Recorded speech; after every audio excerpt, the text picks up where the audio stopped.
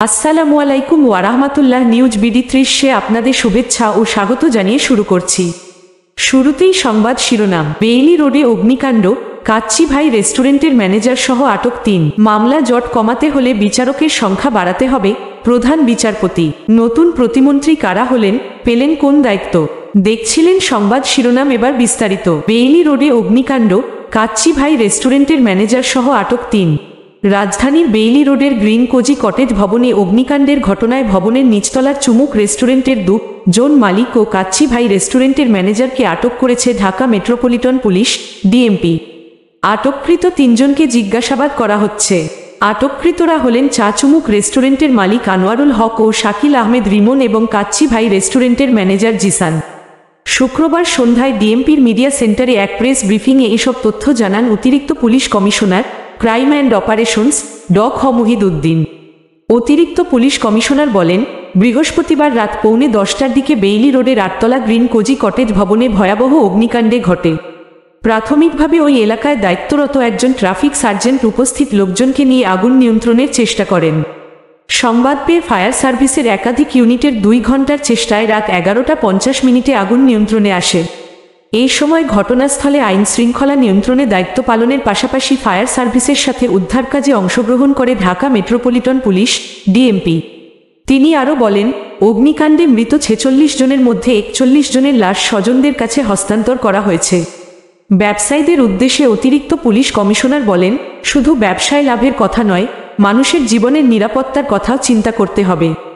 সাংবাদিকদের এক প্রশ্নের জবাবে তিনি বলেন, আটককৃত 3 জন ছাড়াও ভবন মালিকসহ সংশ্লিষ্ট সকলের দায়দায়িত্ব নিরূপণ করা হবে।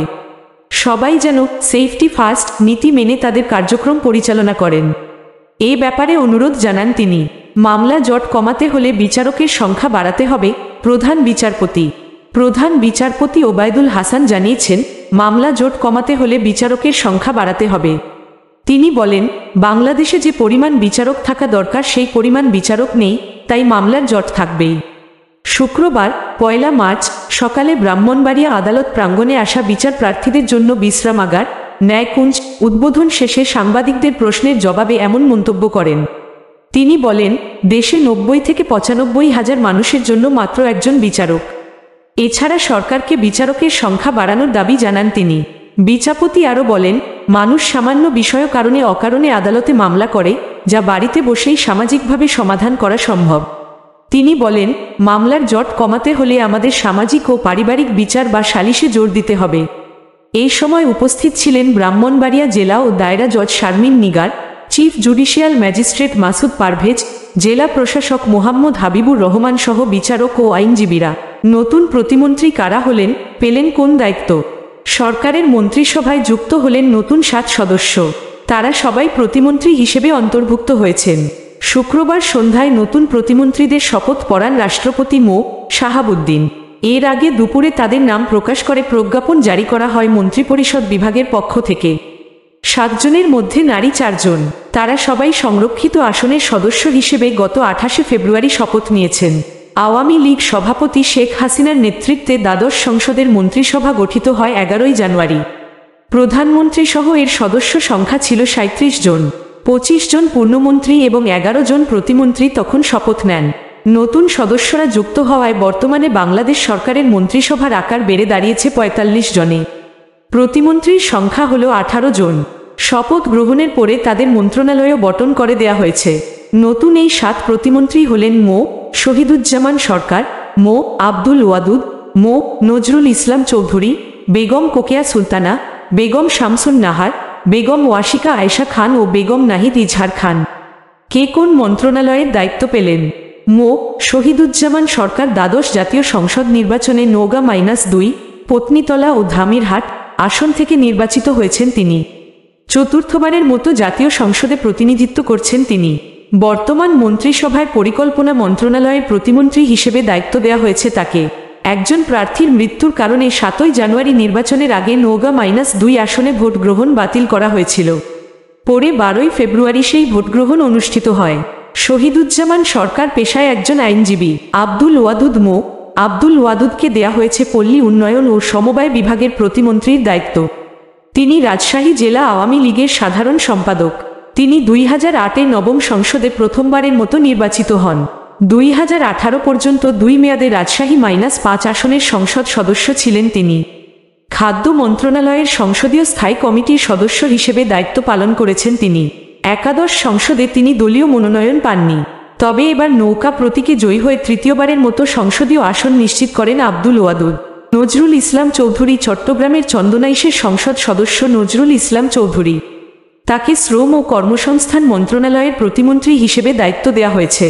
এর আগে তিনি শ্রম ও কর্মসংস্থান মন্ত্রণালয় সংক্রান্ত স্থায়ী কমিটি এবং বস্ত্র ও পাট মন্ত্রণালয় সম্পর্কিত স্থায়ী কমিটিতে সদস্য ছিলেন তিনি। সদস্য ছিলেন বেসামরিক বিমান পরিবহন ও পর্যটন মন্ত্রণালয় সম্পর্কিত স্থায়ী কমিটিতেও।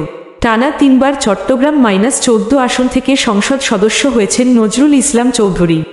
পেশায় তিনি একজন ব্যবসায়ী।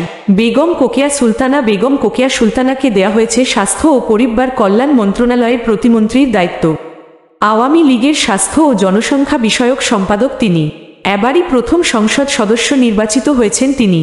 সংরক্ষিত নারী আসনে আওয়ামী লীগের মনোনয়ন পান এই সাবেক ছাত্রনেতা।